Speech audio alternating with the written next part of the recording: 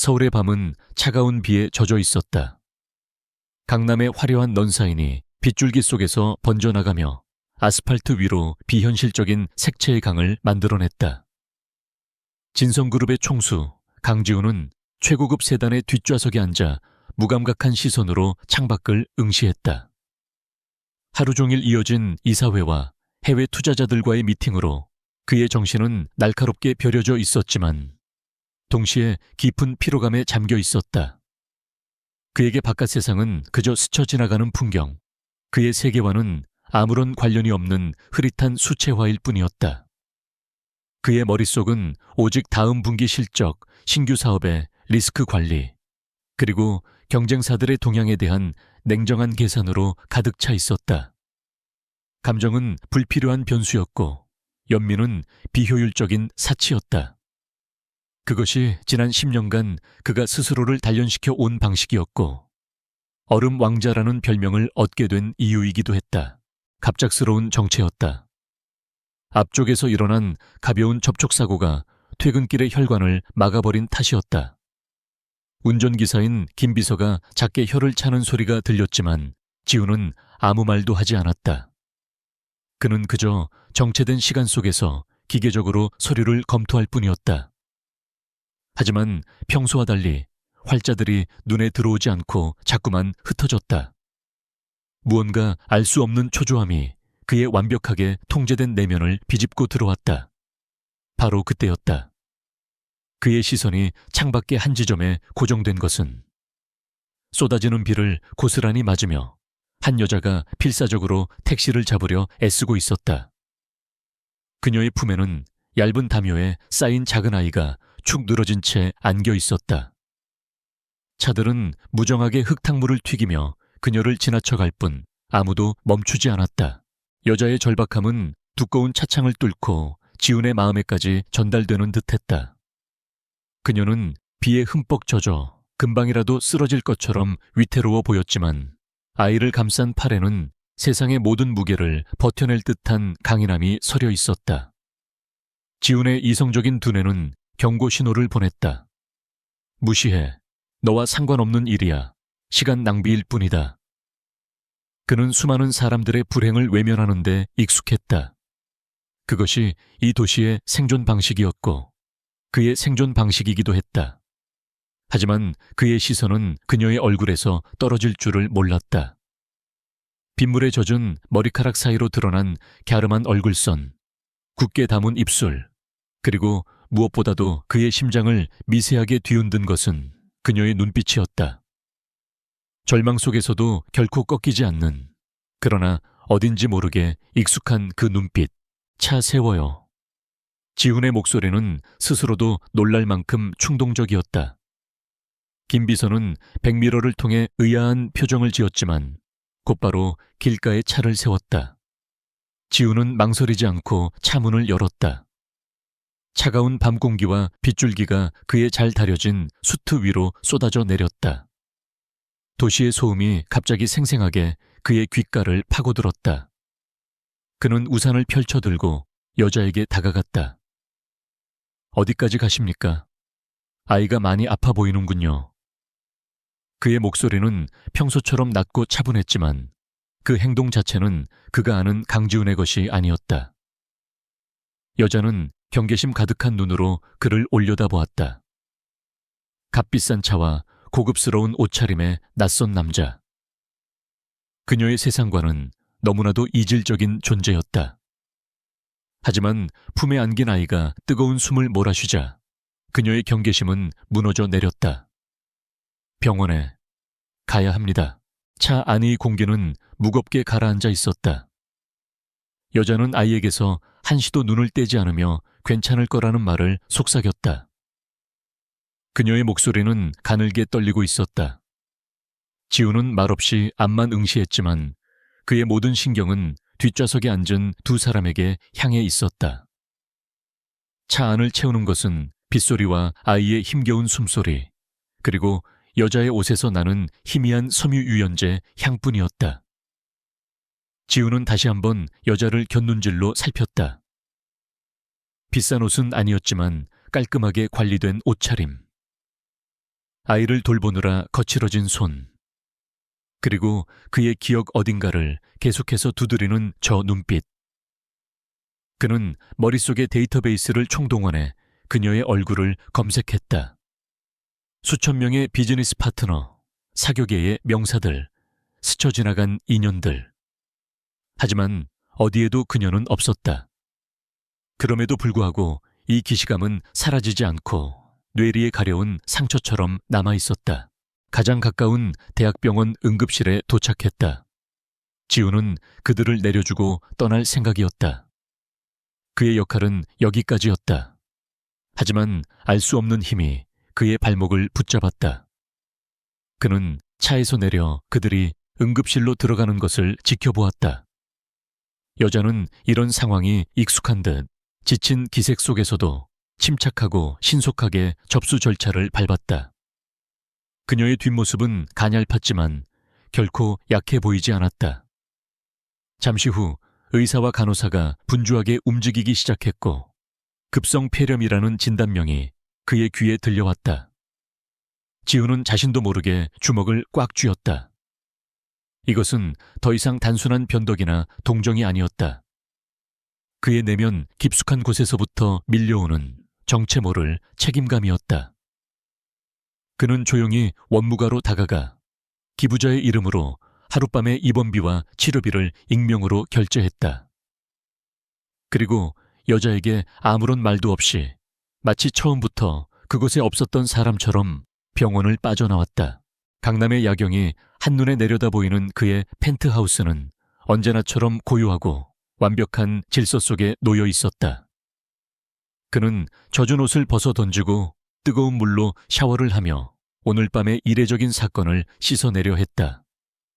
다시 냉철한 사업가 강지훈으로 돌아가야 했다. 내일 처리해야 할 산더미 같은 보고서와 결정해야 할 중대한 사안들이 그를 기다리고 있었다. 하지만 그의 머릿속은 복잡하게 얽혀들 뿐이었다. 최고급 가죽 시트에 스며든 눅눅한 비의 냄새와 여자의 흔적이 그의 후각을 자극했다. 그녀의 강인하면서도 슬픔을 머금은 눈빛, 그리고 열에 달떠 칭얼대던 아이의 얼굴이 눈앞에 어른거렸다. 그의 완벽하게 통제된 세계에 예상치 못한 균열이 생긴 것이다. 그는 자신의 행동을 이해할 수 없었다. 왜 멈춰 섰을까? 왜 병원까지 동행하고 심지어 병원비를 지불하기까지 했을까? 그것은 철저히 비논리적이고 비효율적인 행동이었다. 그는 자신의 나약함에 짜증이 났지만 동시에 그 기억을 떨쳐낼 수가 없었다. 한 번도 겪어보지 못한 종류의 혼란이었다. 그는 거대한 통유리창 앞에 서서 아직도 부슬비가 내리는 도시를 내려다보았다. 수많은 불빛 중 하나일 그 여자와 아이는 이제 그의 인생에서 사라진 일시적인 변수일 뿐이라고 스스로에게 되뇌었다. 하지만 그의 마음속 깊은 곳에서는 다른 목소리가 들려왔다. 이것은 끝이 아니라 무언가의 시작일지도 모른다는 불길하면서도 강렬한 예감. 잊고 있던 과거의 파편이, 그가 애써 묻어두었던 어떤 기억이 수면 위로 떠오르려 하고 있었다. 한서연은 응급실 침대 옆 작은 간이 의자에 앉아 잠든 딸 하은이의 이마를 쓸어내렸다. 고열로 붉게 상기되었던 아이의 얼굴이 이제야 조금씩 안정을 되찾고 있었다. 규칙적인 숨소리를 듣고 나서야 서연은 긴장의 끈을 놓을 수 있었다. 오늘 밤은 정말 아찔했다. 갑자기 불덩이처럼 솟아오른 아이의 열에 정신없이 병원으로 달려왔지만 억수같이 쏟아지는 비 속에서 택시는 잡히지 않고 절망감에 휩싸일 때쯤 한 남자가 나타났다. 꿈처럼 비현실적인 일이었다. 검은 세단, 차가운 표정, 하지만 따뜻한 배려를 베풀었던 남자. 서연은 그의 얼굴을 떠올리려 애썼지만 경황이 없었던 탓인지 희미한 인상 외에는 잘 기억나지 않았다. 그녀는 수납 창구에서 병원비가 이미 지불되었다는 말을 들었을 때의 충격을 잊을 수 없었다. 분명 그 남자일 것이다. 이름도 연락처도 남기지 않은 채 홀연히 사라진 키다리 아저씨. 서연은 그에게 고맙다는 인사조차 제대로 하지 못했다는 사실에 마음이 무거웠다. 하지만 동시에 낯선 사람에게 너무나도 큰 신세를 졌다는 사실이 부담스러웠다. 세상에 대가 없는 호의는 없다고 믿으며 살아온 그녀였다. 그 남자의 선행은 고마운 기적이었지만 동시에 그녀의 삶에 들어와서는 안 될 종류의 것이었다. 그녀와 하은이의 세계는 조용하고 평범해야만 했다. 누구의 눈에도 띄지 않고 과거의 그림자로부터 안전하게 다시 지훈의 시점으로 돌아와 그는 서재에서 위스키 잔을 기울이고 있었다. 얼음이 부딪히는 맑은 소리가 방 안의 정적을 깨뜨렸다. 그는 컴퓨터 화면에 띄워진 진성그룹의 주가 변동 그래프를 보고 있었지만 그의 생각은 전혀 다른 곳에 있었다. 그 여자의 이름. 접수 창구에서 얼핏 들었던 한서연. 평범하고 흔한 이름이었다. 하지만 그 이름이 그의 혀끝에서 맴돌 때마다 기억의 저편에서 무언가 희미한 영상이 떠오를 듯 말 듯 애를 태웠다. 마치 오래된 필름의 한 장면처럼 웃음소리, 피아노 선율, 그리고 와인 향기가 뒤섞인 혼란스러운 이미지. 그는 그것이 과도한 스트레스로 인한 착각일 거라고 치부하려 했다. 하지만 그의 직감은 그것이 단순한 착각이 아님을 경고하고 있었다. 그는 결국 자리에서 일어나 비서에게 전화를 걸었다. 김 비서, 사람을 좀 찾아줘. 수화기 너머의 김 비서는 조금 놀란 듯 했지만 곧바로 평소의 냉철한 목소리로 대답했다. 네, 회장님. 어떤 분이십니까? 지훈은 잠시 망설였다. 자신의 사적인 감정, 그것도 이렇게 비논리적인 호기심으로 비서에게 지시를 내리는 것은 처음 있는 일이었다. 하지만 그는 멈출 수 없었다. 이름은 한서연. 오늘 밤 강북대학병원 응급실에 있었을 거야. 아이와 함께. 그녀에 대해 알아봐줘. 조용히, 누구도 모르게. 전화를 끊은 지훈은 다시 창가로 다가섰다. 도시의 밤은 여전히 깊고 어두웠다. 그는 자신이 판도라의 상자를 열고 있다는 것을 예감했다. 한번 열면 다시는 예전으로 돌아갈 수 없을지도 모르는 상자를. 하지만 그 상자 안에 무엇이 들어있는지 확인하지 않고서는 이 알 수 없는 불안감과 기시감에서 벗어날 수 없을 것 같았다. 단 한 번의 선행이 그의 인생을 송두리째 흔들 폭풍의 시작이 될 줄은 아직 그는 알지 못했다. 다음 날 아침, 진성그룹 회장실의 공기는 언제나처럼 서늘하고 정제되어 있었다. 강지훈은 거대한 마호가니 책상에 앉아 밤새 뉴욕 증시에서 날아온 보고서를 검토하고 있었다. 그의 표정은 완벽하게 평온했고 서류를 넘기는 손짓에는 한치의 망설임도 없었다. 그를 모르는 사람이 본다면 세상에서 가장 냉철하고 이성적인 지배자의 모습 그대로였다. 하지만 그의 내면은 미세한 파동으로 일렁이고 있었다. 그는 보고서의 숫자들을 눈으로 좇고 있었지만 머릿속은 온통 김 비서가 가져올 파일에 대한 생각뿐이었다. 어젯밤의 충동적인 결정 이후 처음으로 그는 자신의 감정이 업무의 효율성을 방해하고 있다는 사실을 인지했다. 불쾌한 감각이었지만 멈출 수는 없었다. 노크 소리와 함께 김동진 비서가 들어왔다. 그의 손에는 얇은 서류 파일이 들려 있었다. 회장님, 요청하신 자료입니다.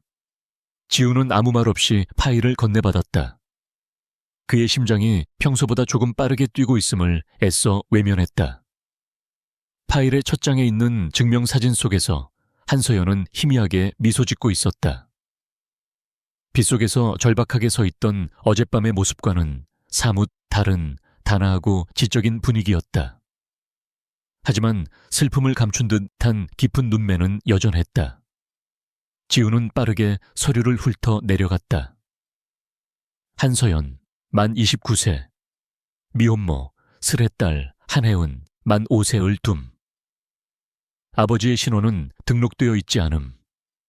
지난 몇 년간 여러 도시를 전전하며 거주지를 자주 옮긴 기록. 현재 직업은 오전에는 작은 꽃집, 오후에는 도서관 카페에서 아르바이트를 하고 있음. 보고서는 지극히 평범했다. 이 도시의 수많은 싱글맘들처럼 생존을 위해 고군분투하는 삶의 기록이었다. 지우는 알 수 없는 실망감과 안도감을 동시에 느꼈다. 어쩌면 정말 아무것도 아니었을지도 모른다. 그저 그날 밤의 비와 피로가 만들어낸 감상적인 착각이었을 뿐이라고.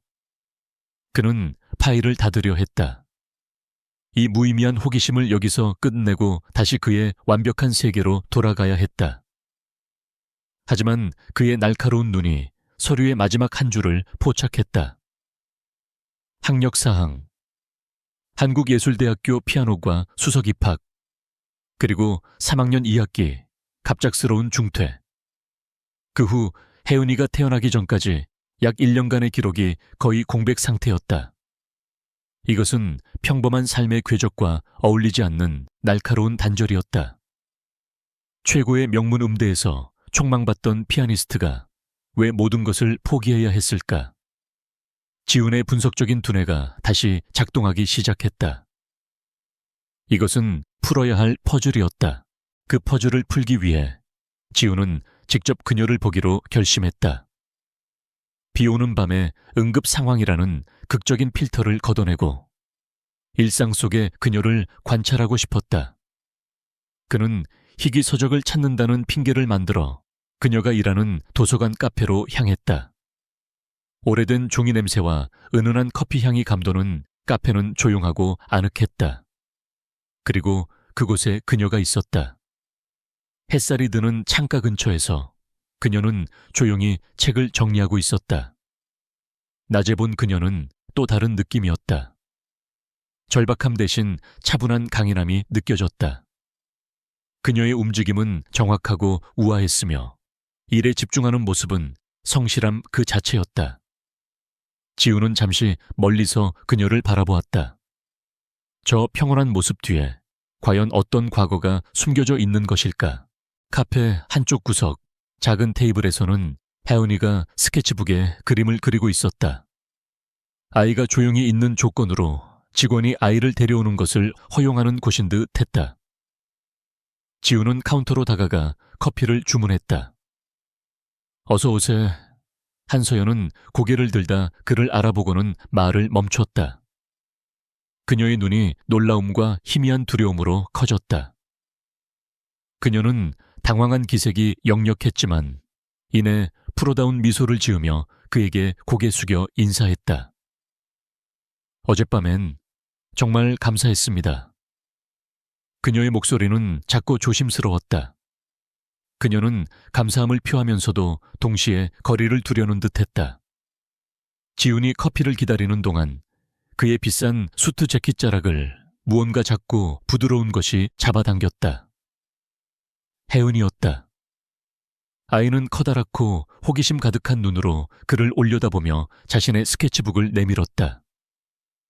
그곳에는 비 오는 밤, 한 남자가 여자와 아이에게 우산을 씌워주는 모습이 서툰 솜씨지만 제법 섬세하게 그려져 있었다.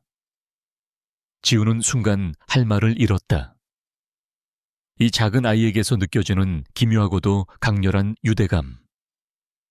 그는 생전 처음 느껴보는 감정의 소용돌이에 휩싸였다. 그때였다. 카페의 종소리가 울리며 분위기를 깨뜨린 것은 태영그룹의 최민혁 전무가 거만한 미소를 지으며 들어섰다. 그의 등장은 조용한 카페의 공기를 순식간에 팽팽하게 만들었다. 그는 지훈을 발견하고는 과장된 몸짓으로 다가왔다.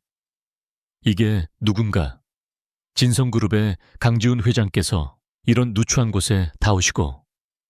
그의 목소리에는 교묘한 조롱이 섞여 있었다.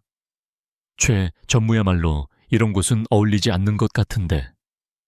지훈은 차갑게 응수했다. 두 사람 사이에는 겉으로 드러나지 않는 치열한 신경전이 오갔다. 그런데 최민혁이 지훈과 대화를 나누는 동안 그의 시선이 무심코 카운터 쪽으로 향했다. 한서연을 본 그의 얼굴에 순간적으로 어둡고 소유욕 가득한 표정이 스쳐 지나갔다. 그것은 아주 찰나의 순간이었지만 지훈의 눈은 그것을 놓치지 않았다. 최민혁을 발견한 한서연은 그 자리에서 얼어붙었다. 그녀의 얼굴은 새하얗게 질렸고 그녀는 본능적으로 몸을 돌려 그의 시선을 피하려 했다. 마치 보이지 않는 존재가 되고 싶다는 듯이 최민혁은 곧 아무 일도 없었다는 듯 시선을 거두고 짧은 인사를 남긴 채 카페를 떠났다. 그가 사라지자 카페 안의 긴장감은 눈 녹듯이 사라졌지만 지훈과 서연의 마음속에서는 폭풍이 일고 있었다. 지훈의 머릿속은 더욱 복잡해졌다. 이제 이 미스터리는 더 이상 낯익은 기시감의 문제가 아니었다. 자신의 가장 큰 비즈니스 라이벌인 최민혁, 그리고 그를 보고 공포에 질린 한서연. 이 두 사람 사이에는 대체 무슨 관계가 있는 것일까? 왜 그녀는 그렇게 겁에 질린 반응을 보였을까? 지우는 아이가 건네준 그림을 손에 쥔 채 카페를 나왔다. 그의 머릿속에서 흩어져 있던 퍼즐 조각들이 전혀 예상치 못한 방향으로 움직이기 시작했다. 회장실로 돌아온 지우는 곧바로 김 비서를 호출했다. 그의 목소리는 이전보다 한층 더 낮고 단호해져 있었다. 김 비서, 조사를 더 깊게 진행해줘. 그는 혜은이가 그린 그림을 책상 위에 내려놓았다. 한서연 씨의 대학 시절 기록을 전부 찾아 왜 갑자기 자퇴했는지, 그 시기에 무슨 일이 있었는지 샅샅이 뒤져. 그리고 지우는 잠시 말을 멈추고 창밖을 내다보았다. 태영그룹 최민혁 전무와 어떤 관계가 있었는지도 알아봐. 아무리 사소한 것이라도 좋으니까. 김 비서는 지훈의 얼음장 같은 표정에서 사안의 중요성을 직감하고 조용히 고개를 숙였다. 조용한 탐문은 이제 명확한 목표를 가진 추적이 되었다. 지훈의 단 한 번의 선행은 그가 상상조차 하지 못했던 거대한 음모의 가장자리를 건드리고 말았다. 진실을 향한 그의 집념은 이제 막 불붙기 시작했다. 며칠 후 강지훈은 자신의 집무실에서 김 비서가 건넨 두 번째 보고서를 읽고 있었다. 첫 번째 보고서보다 훨씬 두꺼운 파일이었다. 창밖은 눈부시게 맑았지만 회장실 안의 공기는 파일의 무게만큼이나 무겁고 차가웠다. 지훈은 지난 며칠간 거의 잠을 이루지 못했다. 한서연과 최민혁, 그리고 그들 사이에 흐르던 미묘한 긴장감, 혜은이의 천진한 그림. 모든 것이 그의 머릿속에서 뒤엉켜 거대한 물음표를 만들어내고 있었다. 그는 자신이 단순한 호기심을 넘어 집착의 영역으로 들어서고 있음을 알았지만 이제 와서 멈출 수는 없었다. 진실의 냄새를 맡아버린 맹수처럼 그는 끝까지 파고들어야만 했다. 파일을 넘기는 그의 손가락이 미세하게 떨렸다. 보고서는 한서연이 대학을 중퇴하게 된 결정적인 사건, 이른바 피아노과 스캔들에 대해 상세히 기술하고 있었다. 내용은 충격적이었다. 그녀가 성적을 위해 담당 교수에게 의도적으로 접근했으며 평소에도 문란한 사생활을 즐겼다는 악의적인 소문. 익명의 투서로 시작된 소문은 몇몇 유력한 집안의 학생들이 동조하면서 걷잡을 수 없이 퍼져나갔다. 학교 측은 명예 실추를 우려해 진상조사보다는 조용한 해결을 원했고 결국 그녀에게 자퇴를 종용했다. 증거는 희박했고 모든 것이 정황뿐이었지만 한번 찍힌 낙인은 지워지지 않았다. 촉망받던 피아니스트의 미래는 그렇게 하룻밤 사이에 잿더미가 되었다. 보고서는 루머를 퍼뜨린 학생들의 명단을 첨부했고 그 중심에는 최민혁의 절친한 친구이자 추종자로 알려진 인물이 있었다. 연결고리가 마침내 모습을 드러낸 순간이었다. 지훈의 심장이 차갑게 내려앉았다. 하지만 그를 더욱 충격에 빠뜨린 것은 보고서의 다음 페이지에 적힌 날짜였다. 스캔들이 터지기 직전, 모든 사건의 발단이 되었던 그날 밤의 날짜. 그의 뇌리를 무언가 강타하는 듯한 충격이 스쳐 지나갔다. 그 날짜는 그에게도 익숙했다. 그의 아버지가 회장으로 있던 시절 진성그룹이 주최한 연말 자선 파티가 열렸던 날이었다. 당시 대학생이었던 그는 공식적인 파티에는 잠시 얼굴만 비춘 뒤 친구들과 어울려 그들만의 광란적인 뒤풀이 파티로 향했다. 기억은 술과 음악에 취해 안개처럼 흐릿했다. 시끄러운 음악 소리, 값비싼 향수와 알코올 냄새, 그리고 어지럽게 오가는 사람들의 웃음소리. 하지만 그 혼란 속에서도 유독 선명한 기억의 파편이 있었다. 파티장의 다른 방에서 들려오던 잊을 수 없을 만큼 애절하고 아름다운 피아노 선율. 그리고 눈물이 가득 고인 채, 그러나 결코 굴복하지 않는 디파이언 눈빛으로 누군가를 노려보던 한 여학생의 얼굴. 그는 그 조각난 기억들을 연결할 수 없었지만 섬뜩한 확신이 그의 등골을 꿰뚫었다. 그날 밤 그 역시 그곳에 있었다. 한편 한서연은 자신의 삶을 옥죄어오는 보이지 않는 압박감을 느끼고 있었다. 강지훈의 등장은 그녀의 평온한 일상에 던져진 거대한 돌멩이였다. 도서관 카페에서의 우연한 만남 이후 그녀는 그가 자신을 주시하고 있음을 직감했다. 그의 시선은 단순한 호기심이 아니었다. 그것은 마치 그녀의 영혼까지 꿰뚫어 보려는 듯한 집요하고 날카로운 탐색이었다. 그녀는 그가 자신의 과거를 파헤치고 있다는 두려움에 휩싸였다. 그녀가 그토록 필사적으로 묻어버린 과거, 혜은이를 지키기 위해 영원히 봉인하고 싶었던 그 끔찍한 기억들. 그녀는 자신을 위해서가 아니라 딸을 위해서 다시 도망쳐야 할지도 모른다는 공포에 사로잡혔다. 혜은이의 세상은 오직 밝고 따뜻한 것들로만 채워져야 했다. 과거의 추악한 진실이 그 아이의 삶에 단 하나의 그림자도 드리워서는 안 되었다. 그날 오후 카페에서 흘러나오는 쇼팽의 녹턴에 서연의 심장이 멎는 듯 했다. 그 선율은 그녀를 6년 전 그날 밤 지옥 같았던 파티장으로 강제로 끌고 갔다. 눈앞이 아찔해지며 고통스러운 환상이 펼쳐졌다.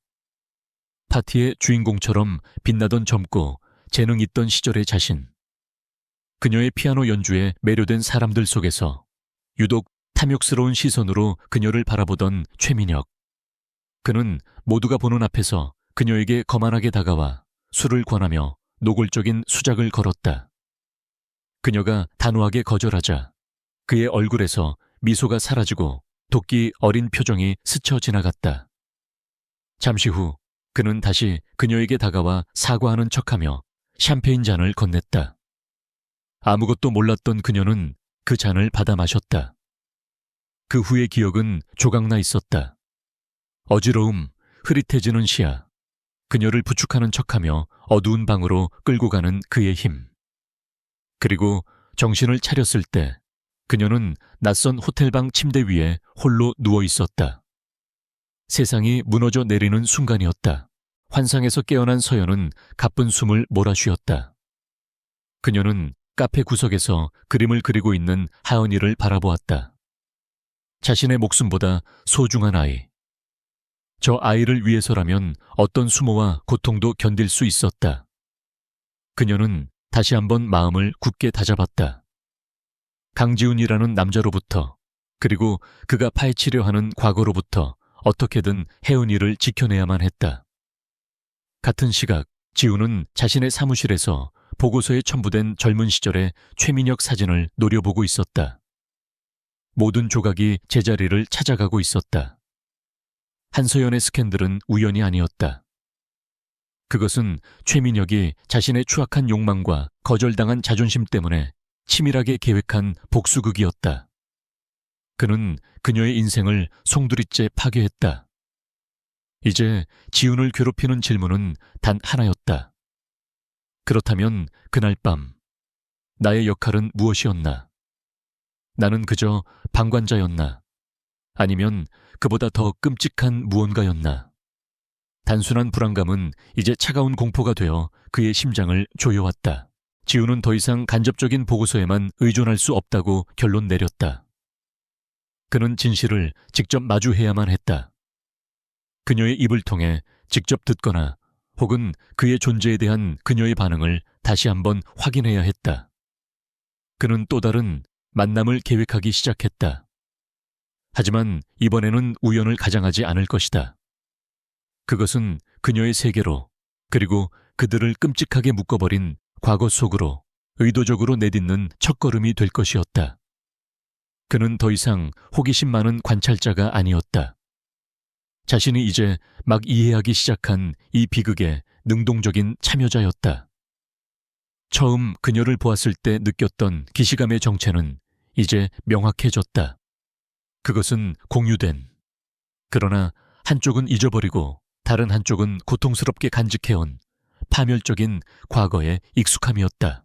태영그룹의 최민혁은 자신의 사무실에서 보고를 받으며 불쾌한 표정으로 미간을 찌푸렸다.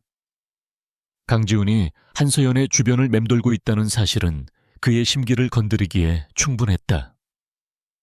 처음에는 단순한 변덕이려니 생각했다. 강지훈 같은 얼음덩어리가 그런 볼품없는 여자에게 관심을 가질 리 없다고. 하지만 보고가 이어질수록 그의 생각은 점차 불안감으로 바뀌었다. 강지훈은 목적 없는 행동을 할 남자가 아니었다. 그의 모든 움직임에는 치밀한 계산이 깔려 있었다. 설마 그날 밤의 일을 알고 있는 것일까? 아니, 그럴 리가 없었다. 그날 강지훈은 거의 인사불성이었고 모든 증거는 자신이 완벽하게 지워버렸다. 그럼에도 불구하고 찜찜한 기분은 가시지 않았다. 최민혁은 한서연에게 그녀의 위치를 다시 한번 상기시켜줄 필요가 있다고 판단했다. 감히 자신의 그림자에서 벗어나려 하거나 잊어야 할 과거를 들쑤시려 한다면 어떤 대가를 치르게 되는지를 그의 경고는 빠르고 은밀하게 전달되었다. 다음 날 아침 한서연은 꽃집에 출근하자마자 해고 통보를 받았다. 가게 주인은 미안한 표정으로 어쩔 수 없었다는 말만 반복했다. 위에서 압력이 들어왔다는 모호한 말을 덧붙이며 서연은 그 위가 누구인지 즉시 알아차렸다. 이것은 최민혁의 방식이었다. 그녀의 생계수단을 하나씩 끊어내고 사회적으로 고립시켜 스스로 도망치게 만드는 것. 6년 전에도 그는 똑같은 방식으로 그녀를 서울에서 몰아냈다. 잊고 있던 공포가 차가운 손처럼 그녀의 심장을 움켜쥐었다. 그녀는 집으로 돌아와 멍하니 앉아 있었다. 당장 다음 달 월세와 혜연이의 유치원비를 어떻게 감당해야 할지 막막했다. 그녀는 본능적으로 휴대폰을 들어 지방 도시의 부동산 정보를 검색하기 시작했다. 또다시 도망쳐야만 하는 것일까? 한편 강지훈은 자신만의 계획을 실행에 옮기고 있었다. 그는 더 이상 그녀를 놀라게 하거나 경계심을 자극하고 싶지 않았다. 좀 더 자연스러운 상황에서 그녀의 진짜 모습을 보고 싶었다. 그는 비서를 통해 그녀가 일하는 도서관 근처에 작은 문화회관에서 어린이 피아노 연주회가 열린다는 사실을 알아냈다. 진성그룹의 문화재단을 통해 지역 예술을 후원한다는 명목으로 그는 연주회를 찾았다. 예상대로 객석 한쪽에 한서연과 하윤이가 앉아 있었다. 그는 일부러 멀찍이 떨어진 곳에 자리를 잡고 조용히 그들을 지켜보았다. 무대 위에서 작은 아이들이 서툰 솜씨로 피아노를 연주하는 동안 서연의 얼굴에 스쳐 지나가는 복잡한 감정들을 그는 놓치지 않았다. 그것은 깊은 동경과 슬픔, 그리고 빼앗겨버린 꿈에 대한 아련한 그리움이었다. 연주회가 끝나고 서연은 하연이의 손을 잡고 근처의 한적한 공원을 가로질러 집으로 향했다. 지우는 적절한 기회를 엿보며 조용히 그들의 뒤를 따랐다. 하지만 그가 다가서기도 전에 어둠 속에서 한 남자가 나타나 그들의 앞을 막아섰다. 최민혁은 아니었지만 그의 수족임이 분명한 위협적인 인상의 남자였다. 한서연 씨 맞으시죠? 남자의 목소리는 낮았지만 날카로운 칼날 같은 위협이 담겨 있었다. 그는 서연의 대답을 기다리지 않고 말을 이었다. 어떤 과거는 묻어두는 게 모두에게 좋은 법입니다. 특히 어린 딸이 있는 엄마라면 더더욱 말이죠. 남자는 비열하게 웃으며 혜은이를 힐끗 쳐다보았다. 서울은 생각보다 위험한 곳이라서. 안 그런가요? 협박은 노골적이었다. 서연은 혜은이를 자신의 등 뒤로 감추며 그 자리에 얼어붙었다. 그녀의 얼굴은 공포로 새하얗게 질려 있었다. 그때였다. 무슨 문제라도 있습니까? 얼음장처럼 차가운 목소리가 공원의 정적을 깨뜨렸다. 강지훈이었다. 그는 소리 없이 다가와 남자와 서연 사이에 섰다. 그의 등장은 갑작스러웠지만 그 존재감은 압도적이었다. 남자는 대한민국에서 가장 강력한 남자 중 한 명인 강지훈을 알아보고는 순간 당황한 기색을 감추지 못했다. 그는 어설픈 변명을 중얼거리며 황급히 자리를 떴다. 물리적인 위협은 사라졌지만 공원 안에는 이전보다 훨씬 더 무겁고 복잡한 긴장감이 감돌았다. 지훈은 창백하게 떨고 있는 서연에게로 몸을 돌렸다. 그녀는 겁에 질린 혜은이를 품에 안고 필사적으로 진정시키려 애쓰고 있었다. 그녀가 애써 쌓아 올렸던 방어벽이 무너져 내린 순간이었다. 그 연약한 모습 속에서 지훈은 비극적인 과거를 가진 한 여자가 아닌 자신의 아이를 지키기 위해 세상과 맞서는 맹렬한 어미를 보았다. 그 순간 그의 머릿속에 있던 모든 계산과 전략적인 접근은 흔적도 없이 사라졌다. 그가 가지고 있는 줄도 몰랐던 원초적인 보호 본능이 그의 모든 이성을 압도했다. 과거에 대한 질문들은 잠시 뒤로 밀려나고 그들의 안전을 지켜야 한다는 시급하고도 강렬한 욕구가 그를 지배했다. 그는 울고 있는 아이에게로 시선을 돌렸다. 그리고 처음으로 그는 혜은이를 제대로 보았다. 살짝 올라간 눈꼬리, 굳게 담은 인매, 부정할 수 없을 만큼 희미하게 겹쳐 보이는 자기 자신의 어린 시절 모습, 그의 머릿속을 스쳐 지나가던 불길한 의심이 거대한 확신으로 변하는 것은 한순간이었다. 그녀가 대학을 중퇴했던 시기, 갑작스러운 잠적, 그리고 아이의 나이. 최민혁의 집요한 박해와 그녀의 필사적인 저항. 모든 것이 하나의 끔찍한 가능성을 가리키고 있었다.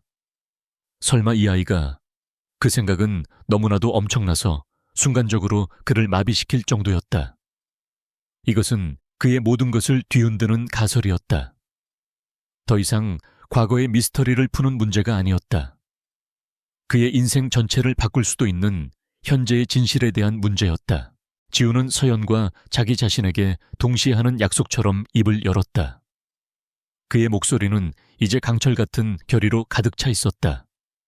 무슨 일이 있었는지 저는 아직 모릅니다. 하지만 당신과 당신의 딸을 누구도 해치게 두지 않겠습니다. 그는 그들에게 집까지 차를 태워주겠다고 제안했고 지금의 서연은 그 제안을 거절할 수 있는 상태가 아니었다. 그의 채 올라타는 순간 모든 역학관계는 완전히 변했다. 그는 더 이상 탐정이나 관찰자가 아니었다. 이제 막 깨닫기 시작한 거대한 힘에 이끌려 그는 보호자가 되었다. 그리고 그는 알았다.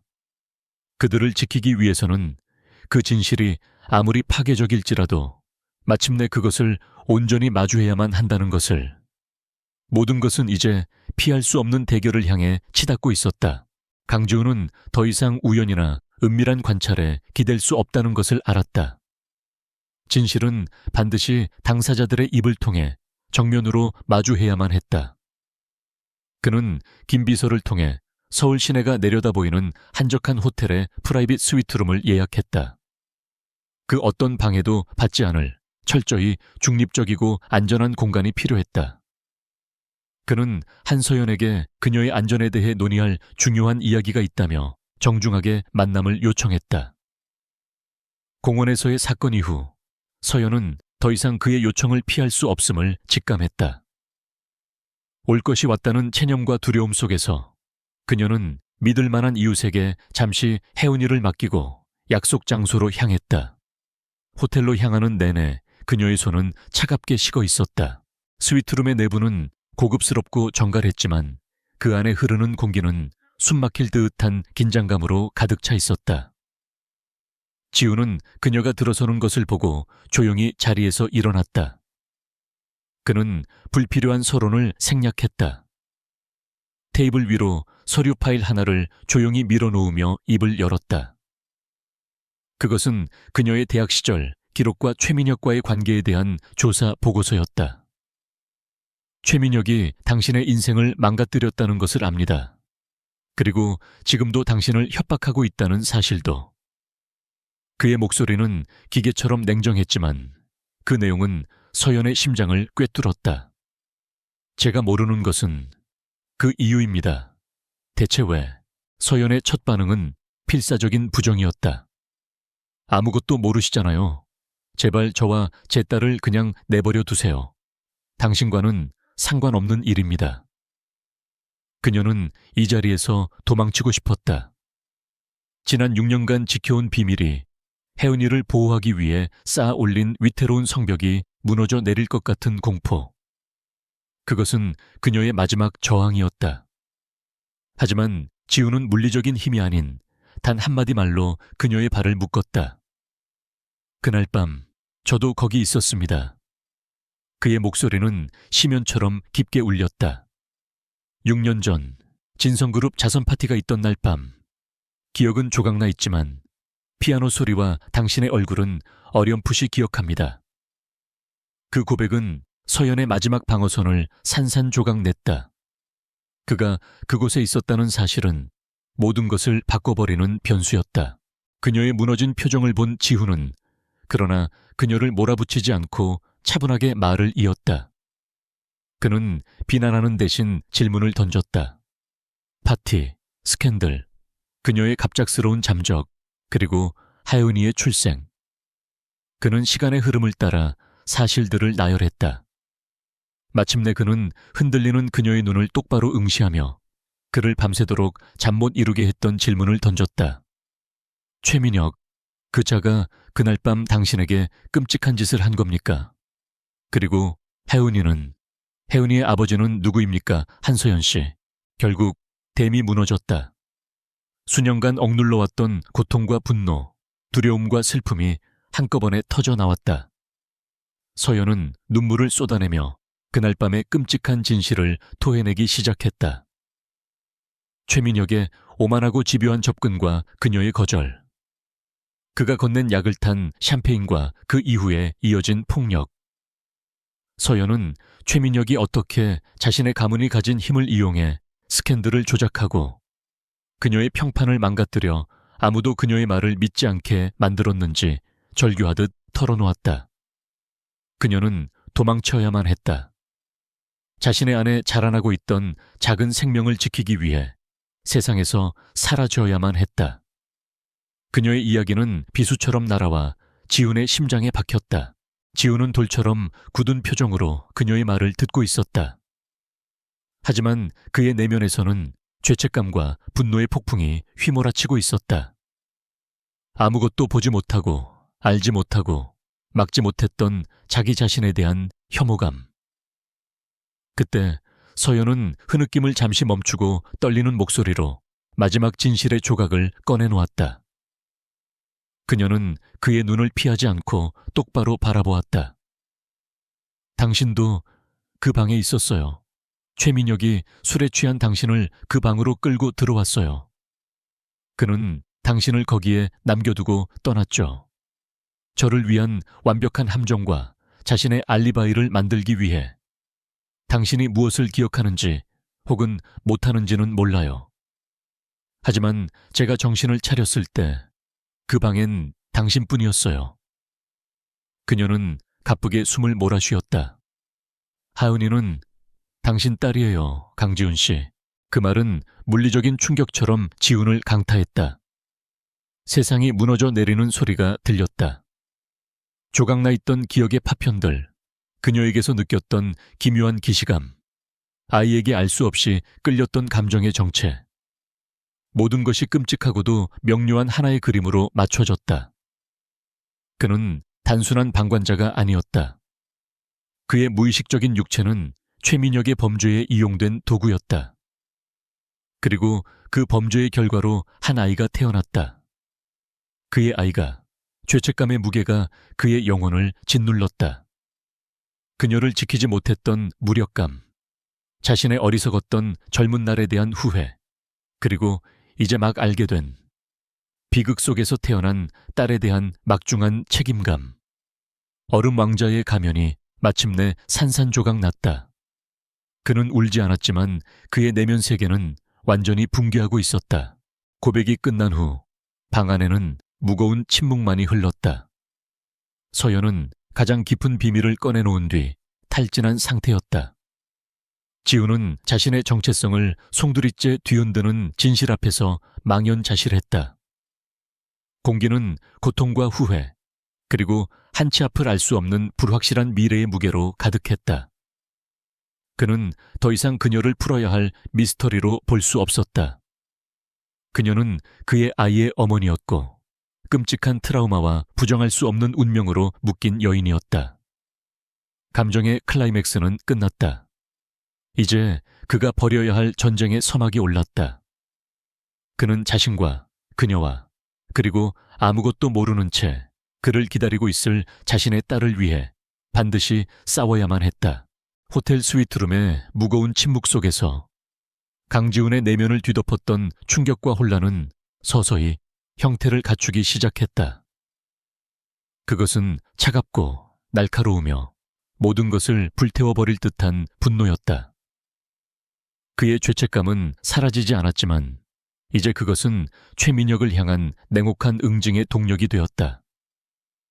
그의 얼음 왕자 페르소나가 다시 돌아왔지만 이전과는 본질적으로 달랐다. 과거의 그것이 감정의 부재에서 비롯된 것이라면 지금의 그것은 오직 하나의 목표만을 위해 모든 감정을 통제하고 집중시킨 결과물이었다. 그의 첫 번째 행동은 한서연과 하연이의 안전을 확보하는 것이었다.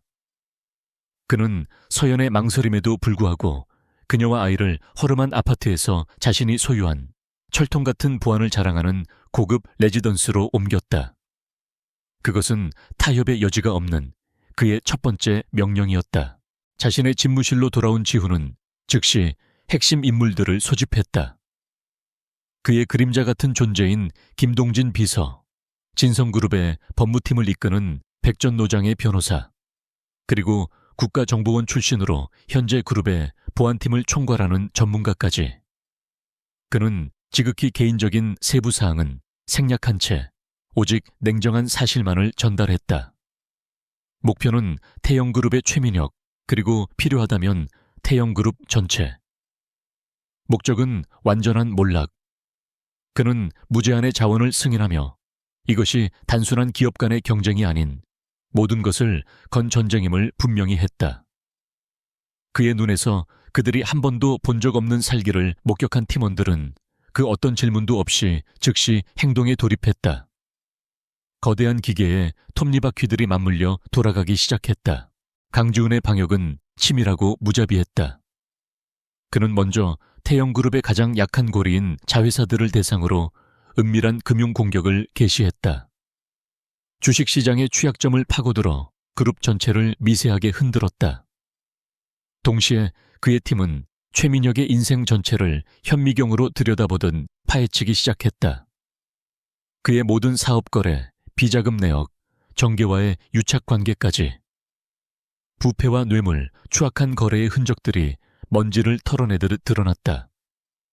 또한 6년 전 사건의 또 다른 목격자나 최민혁에게 억울하게 당했던 다른 피해자들을 찾아 나섰다. 지우는 이 모든 것을 조율하며 최민혁이 스스로 제 무덤을 파고 들어올 함정을 설계하기 시작했다. 그것은 너무나도 달콤해서 거부할 수 없는, 그러나 그 끝에는 파멸이 기다리고 있는 거대한 사업 제안의 형태를 띠고 있었다. 이처럼 치열한 전쟁을 지휘하는 동안 그는 생전 처음으로 아버지가 되는 법을 배워야 했다. 그의 인생에서 가장 어색하고 서툰 도전이었다. 안전 가옥에서의 첫 저녁 식사는 어색한 침묵으로 가득했다. 그는 5살 아이와 어떻게 대화해야 하는지 전혀 알지 못했다. 그는 마치 신입사원을 면접하던 혜은이에게 주요 관심 분야가 무엇이지? 같은 질문을 던졌고 서연은 불안과 희미한 웃음이 뒤섞인 표정으로 그를 지켜보았다. 하지만 작은 돌파구는 예상치 못한 곳에서 찾아왔다. 그의 차가운 외면을 전혀 두려워하지 않는 혜은이가 그에게 동화책을 읽어달라고 조른 것이다. 평생 사업 보고서만 읽어온 그는 알록달록한 그림책을 들고 당황했다. 그는 딱딱하고 진지한 목소리로 동화책을 읽어 내려갔고 그 모습이 혜은이에게는 너무나도 우스꽝스럽게 보였다. 아이의 맑은 웃음소리가 넓고 텅 빈 집안에 울려 퍼졌다. 그 순간 지훈의 얼어붙었던 심장에 처음으로 따스한 균열이 생겼다. 서연은 그 모습을 바라보며 만약 과거가 달랐더라면 어땠을까 하는 생각과 어쩌면 아직 희망이 있을지도 모른다는 복잡한 감정에 휩싸였다.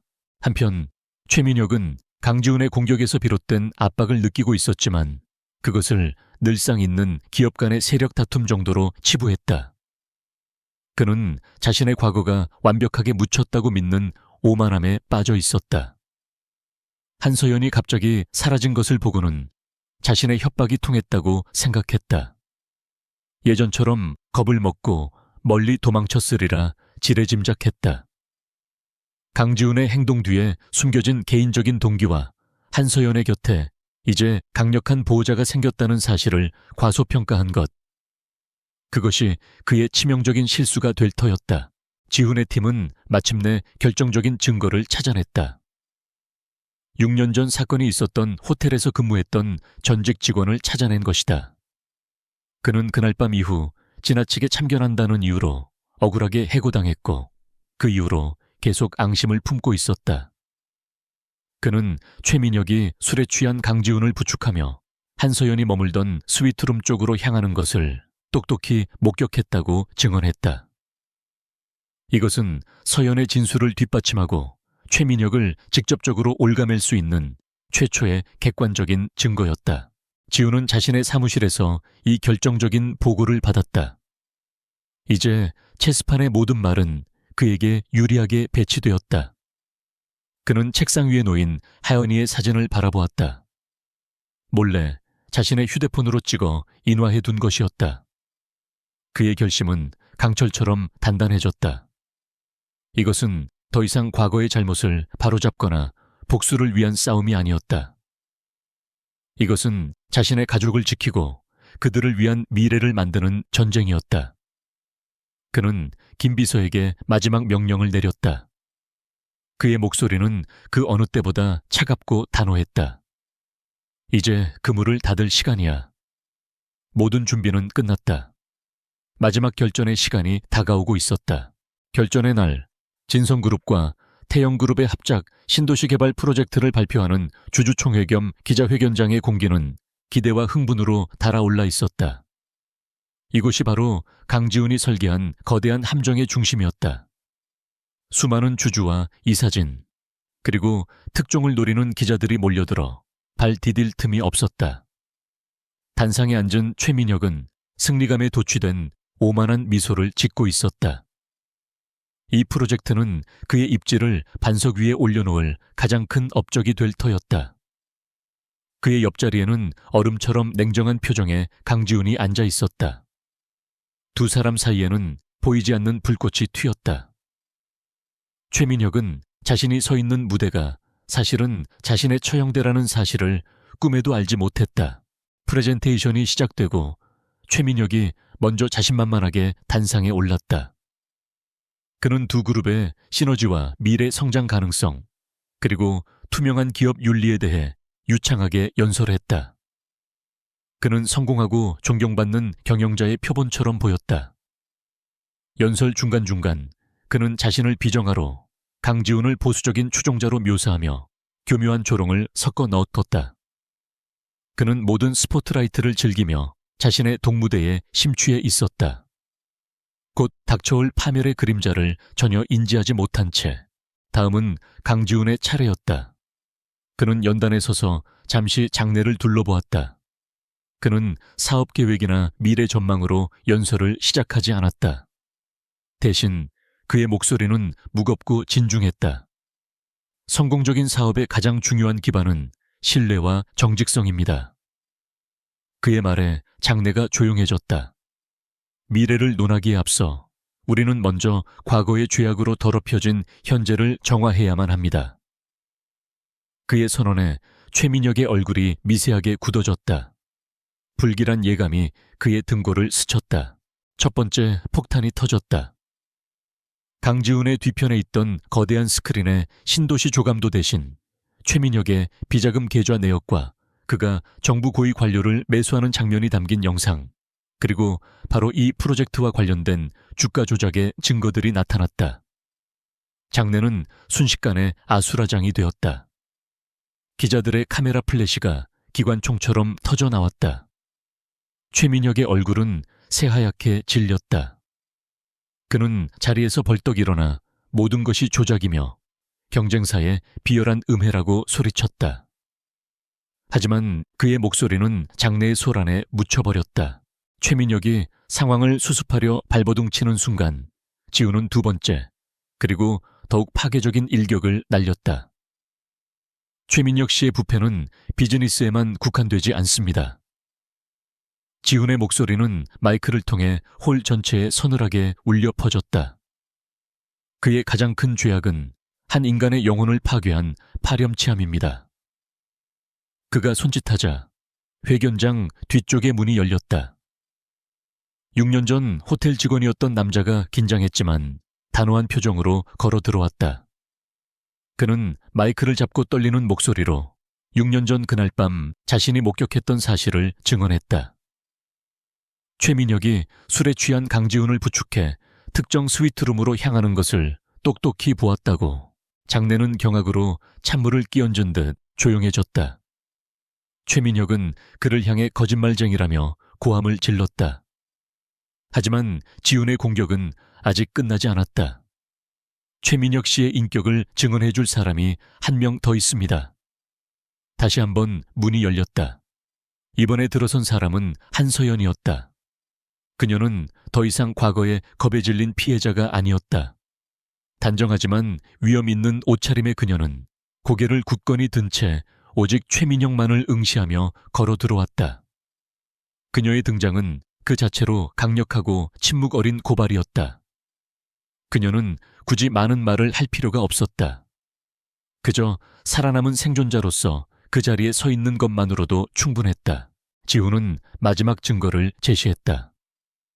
서연이 직접 서명한 진술서와 그의 팀이 회유하는 데 성공한 최민혁의 옛 측근이 모든 것을 실토하는 녹취 파일.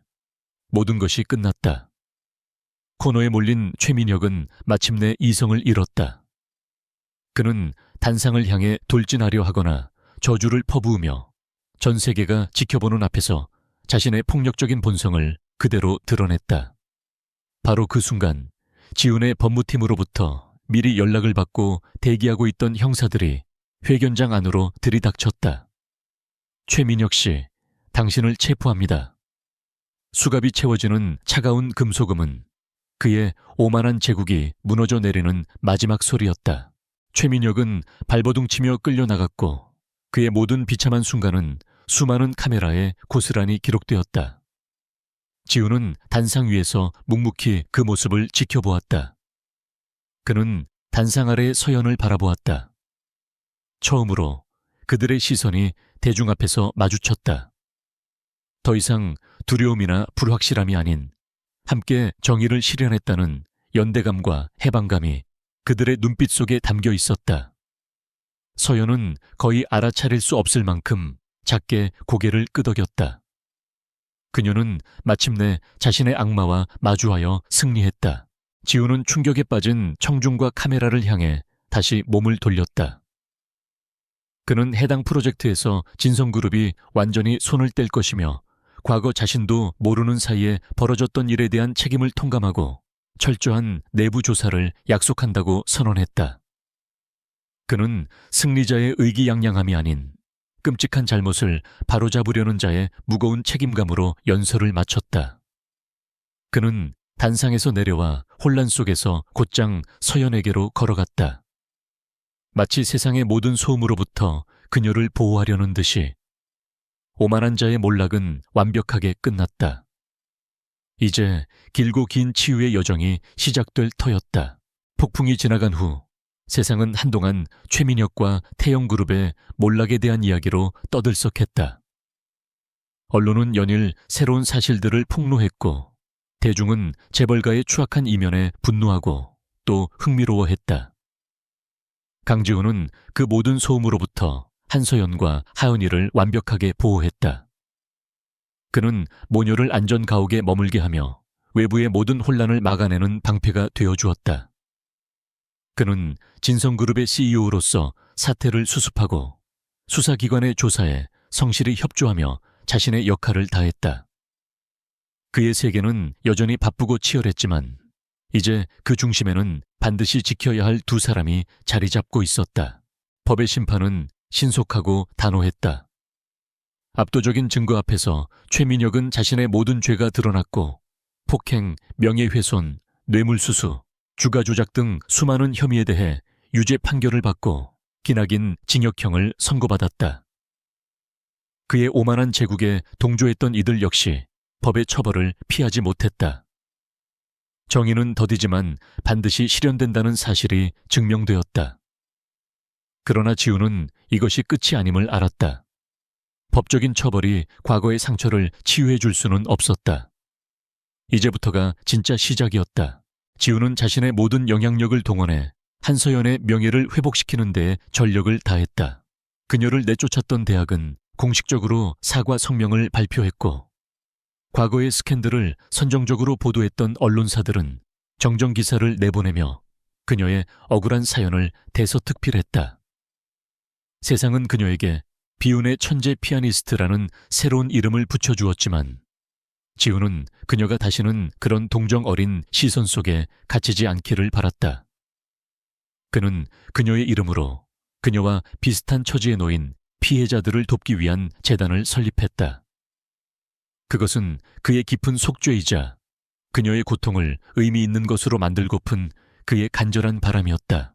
외부의 폭풍이 잦아들자 그들 내부의 조용한 폭풍이 시작되었다. 지훈과 서연은 앞으로의 날들에 대해 그리고 하연이의 미래에 대해 이야기해야만 했다. 그것은 어색하고도 조심스러운 대화였다. 사랑이나 결혼 같은 섣부른 약속은 없었다. 대신 책임감과 공동 양육, 그리고 언젠가 하연이가 충분히 자랐을 때 어떻게 진실을 이야기할 것인가에 대한 진지한 논의가 오갔다.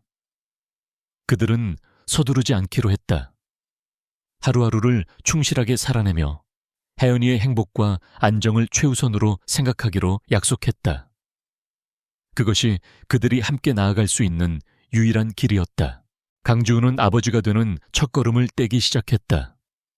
그는 혜연이를 위해 시간을 냈고 서툰 솜씨로 아이의 세계에 들어가려 노력했다. 보안 요원들을 대동하고 함께 공원에 가기도 하고 몇 시간씩 머리를 맞대고 퍼즐을 맞추기도 했다. 여전히 그는 어색하고 무뚝뚝했지만 그는 분명히 그 자리에 존재했고 노력하고 있었다. 그러던 어느 날 저녁 혜연이는 아무런 예고 없이 소파에 앉아 서류를 보고 있는 그를 보며 해맑게 말했다. 아빠.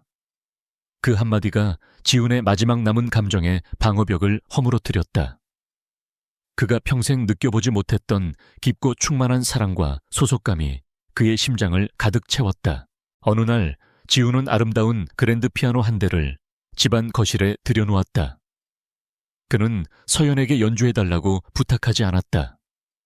그저 그곳에 놓아두었을 뿐이다. 몇 주 동안 서연은 피아노를 외면했다. 그것을 보는 것만으로도 너무나 많은 고통스러운 기억들이 되살아났다. 하지만 그녀의 손끝은 건반의 감촉을 기억하고 있었다. 마침내 어느 달 밝은 밤, 그녀는 억누를 수 없는 충동에 이끌려 피아노 앞에 앉았다. 그녀의 손가락이 건반 위를 흐르자 부드럽고 서글프지만 끝내 희망을 이야기하는 멜로디가 흘러나왔다.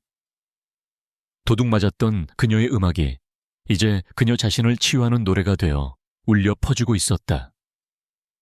지훈과 하은이는 멀리서 그 모습을 조용히 지켜보았다. 시간이 흘러 계절이 바뀌었다. 그들은 아직 평범한 가족의 모습은 아니었지만 분명 하나의 단단한 공동체를 이루고 있었다. 강지우는 여전히 강력한 CEO였지만 이제는 저녁이 있는 삶을 살았다. 한서연은 아이들에게 피아노를 가르치기 시작했고 조용히 자신만의 곡을 썼다.